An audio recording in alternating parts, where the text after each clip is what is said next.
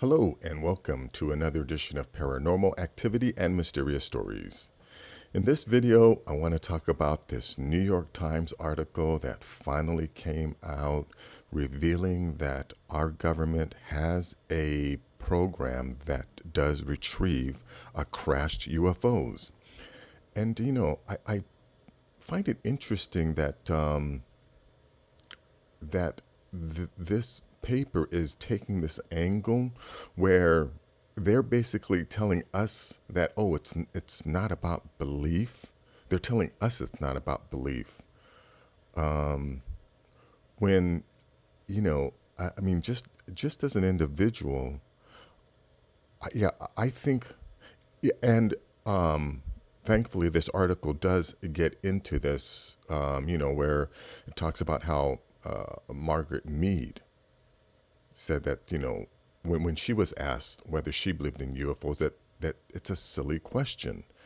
And she says, belief has to do with matters of faith. It has nothing to do with the kind of knowledge that is based on scientific inquiry. Do people believe in the sun or the moon, or the changing seasons, or the chairs they're sitting on?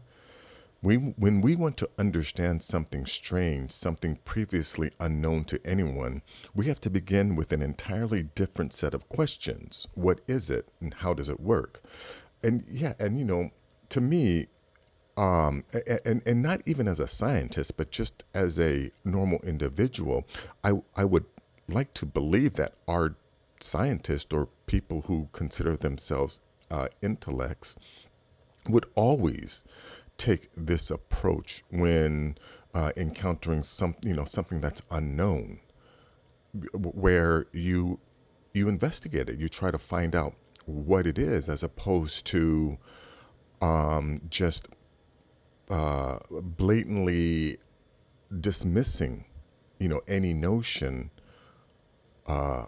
of study, like, for instance, like this UFO. Like, I've seen, like, Neil deGrasse Tyson, how he claims it's silly to believe, and he doesn't, quote unquote, believe in UFOs. So the idea that there are alien crafts out there entering our military space, to him it's completely silly, and I don't understand why people would take that approach.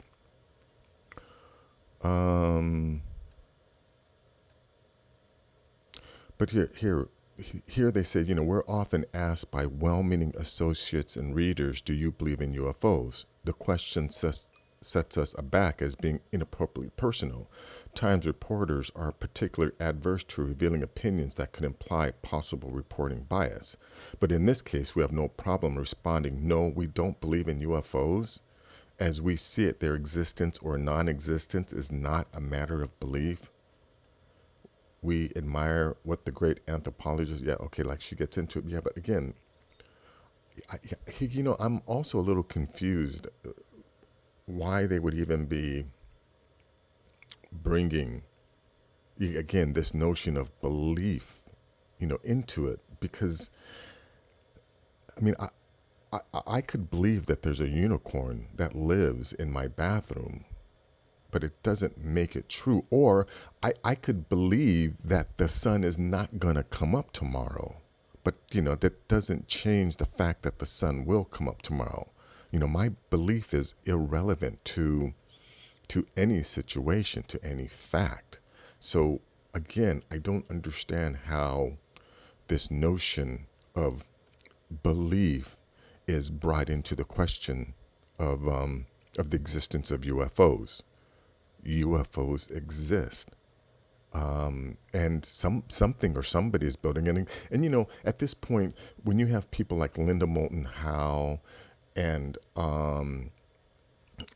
Dr. Stephen Greer, these people are bringing you facts. They're not presenting people with what they believe. They are presenting the facts as they know it. And the facts indicate that we are not alone in the universe. And again, I go back, if you look at a lot of my videos, and I go back to the the notion that we're not even alone on this planet, that yet there's a reason why we have been seeing these UFOs for literally thousands of years, and it's because we, we share the planet with them. That there are some highly advanced beings or societies or civilizations that exist somewhere on this planet. I mean, we as human beings are so limited in our knowledge. We don't know what's going on most of this planet. So I don't think it's too far of a stretch to believe that it's possible that some highly advanced civilizations with ships, that are a mile wide, because that has been reported. A Japanese pilot reported seeing a ship that was a mile wide. And again, yeah, I don't. I mean, yeah, there's without a doubt, with the numbers of galaxies out there and the number of solar systems and planets. Yeah, it's completely silly to believe that we aren't alone in the universe.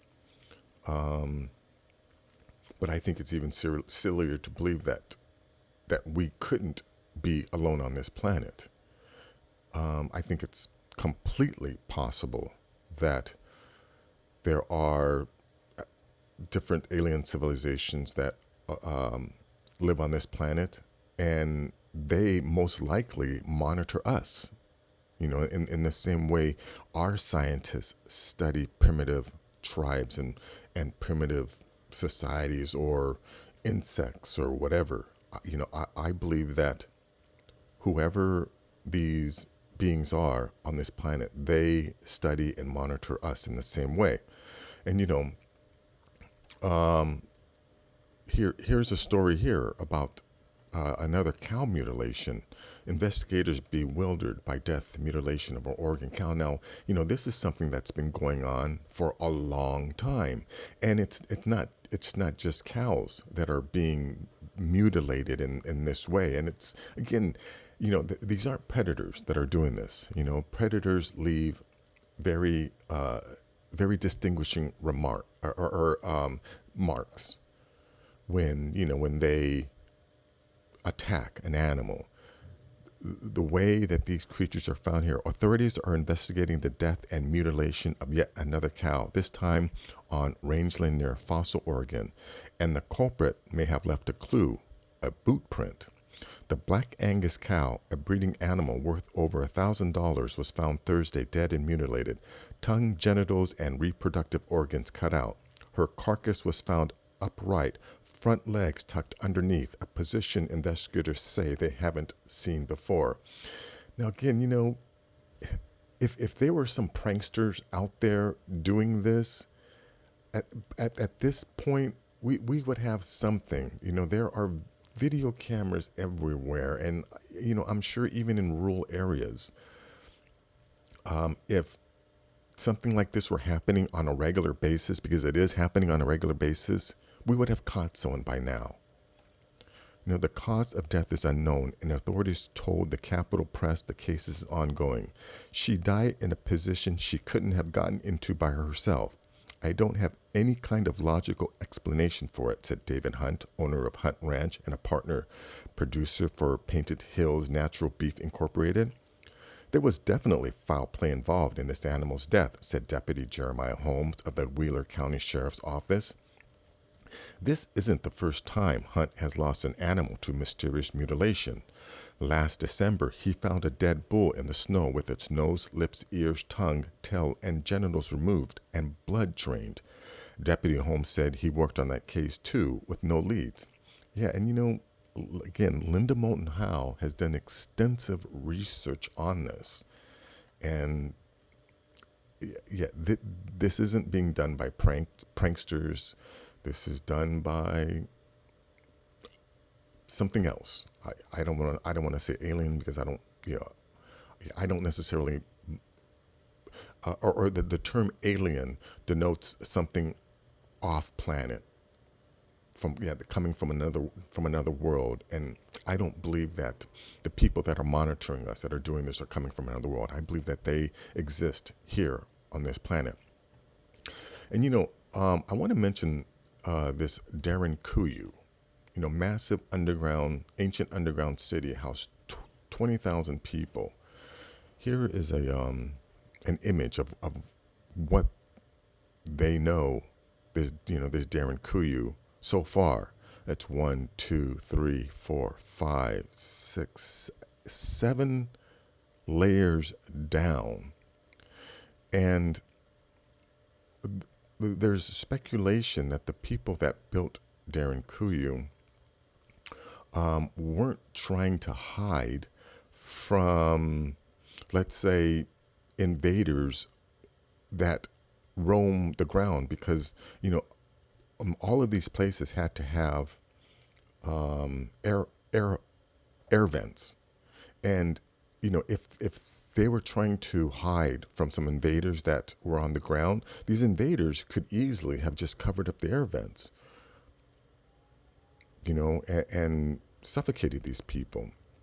But the fact that that these air vents were there, they were clearly visible, indicates that these people weren't worried about people walking on the ground or on horseback, that they most likely were hiding from beings that were flying in the sky.